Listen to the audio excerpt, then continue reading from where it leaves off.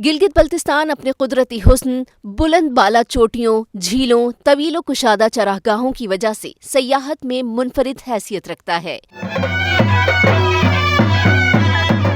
दुनिया भर से सयाह जौक दर जौक इस इलाके का रुख करते हैं।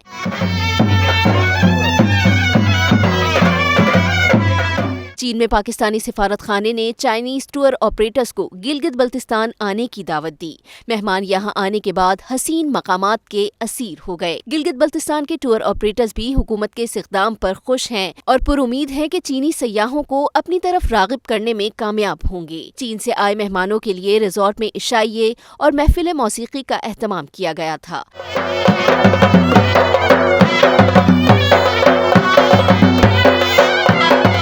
चीनी बाशिंदों ने हुंजा की रिवायती धुनों पर रक्स पेश करके पाकिस्तान में अपने क़याम को मज़ीद यादगार बनाया।